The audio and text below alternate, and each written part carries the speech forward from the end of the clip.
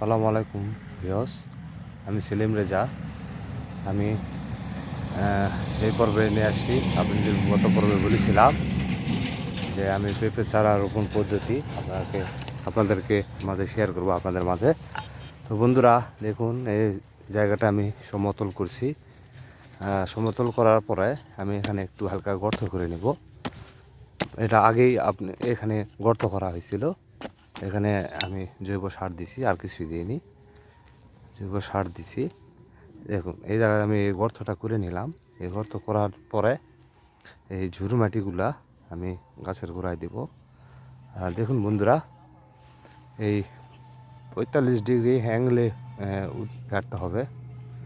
গাছ খাটো রাখার একটা প্রক্রিয়া পদ্ধতি। তো বন্ধুরা, আসলে এই দেখুন আমার চারা। এই চারাটা আস্তে করে টান দিলে উঠে চলে আসবে এইভাবে।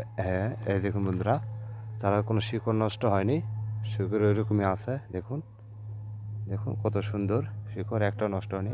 এই জন্য কোকোপিটে চারাটা বেস্ট হয়, একটা শিকড় নষ্ট হয়নি। দেখুন কত সুন্দর।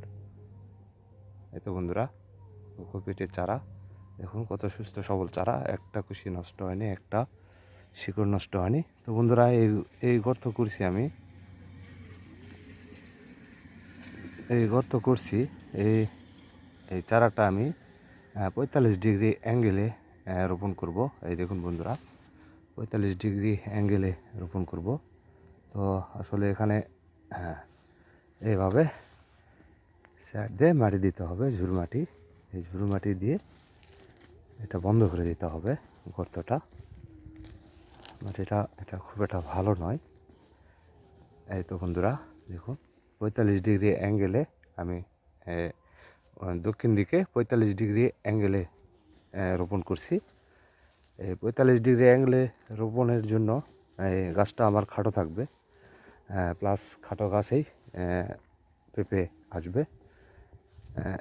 এখান থেকে এই ইয়েটা ইউটার নিতে নিতে নিতে নিতে গাছটায় যে মোড়টা নেবে, এখানে একটা বাঁক হবে। সেই বাঁকের জন্য লেট হয়ে যাবে, দেরি হবে। গাছটা দ্রুত হাইট হবে না। তো বন্ধুরা দেখুন, এই যে এইভাবে এটা পুরোটা বন্ধ করে দিতে হবে, এই গর্তটা পূর্ণ করে দিতে হবে। তো বন্ধুরা, এই গর্তটা এভাবে পূর্ণ করে দিতে হবে। এইভাবে পূর্ণ করতে মাটিটা একটু চাপ দিতে হবে, মাটিতে একটু।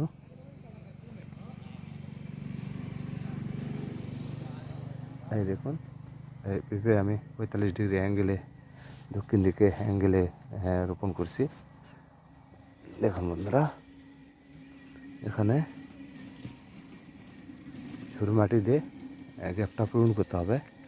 আরেকটা জিনিস খেয়াল রাখতে হবে বন্ধুরা, সেটা হচ্ছে যে এই কোকোপিটটা যেন বের হয়ে থাকে। এটা মাটির নিচে দেওয়া যাবে না, কারণ এটা মাটির নিচে, এখানে মাটি উঠলে এখানে ছত্রাক ধরার সম্ভাবনা থাকবে মাটি পড়লে। এই জন্য মাটি ওখানে দেওয়া যাবে না, ওখানে পরবর্তীতে মাটি দেওয়া যাবে। তো বন্ধুরা, এইভাবে পেঁপে চারাটা রোপণ করতে হবে। এভাবে একটু চাপ দিতে হবে, মাটিটা সুন্দর করে চেপে দিতে হবে। এইভাবে এইভাবে গর্তটা পূর্ণ করে দিতে হবে, বাস। এইভাবে রোপণ করতে হবে। দেখুন বন্ধুরা, আমি ওই পাশেও একটা গাড়ছি এভাবে। এই তো দেখুন, এই তো গাড়ছি। তো এই পাশে এখন গাড়বো সব, এইদিকে গাড়বো, এইদিকে আরও গাড়া আছে, বাকি আছে।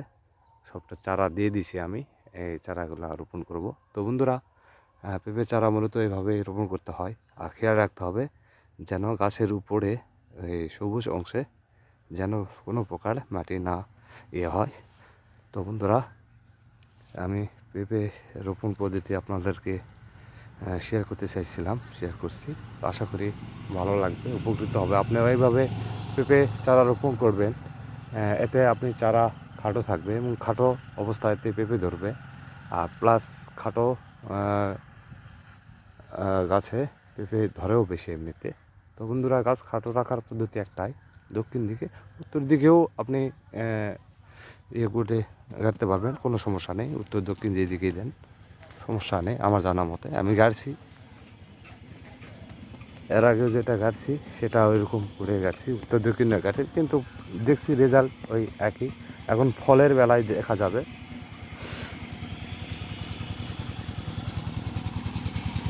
তো বন্ধুরা এই দেখুন,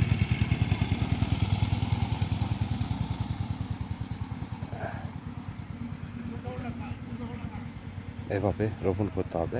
তো বন্ধুরা ভিডিও না বাড়ায়, তো বন্ধুরা রেখে দিই, কাজে ব্যস্ত পেঁপে চারাগুলো রোপণ করতে হবে। তো বন্ধুরা আশা করি আপনারা উপকৃত হবেন, ভালো লাগবে। তো লাইক শেয়ার করেন, আমার চ্যানেল কমেন্ট করেন, শেয়ার করেন বেশি বেশি, আর বন্ধুদের দেখার সুযোগ করে দেন। তো বন্ধুরা আজকের মনে বিদায় নিচ্ছি। আমি ছিলাম রেজা।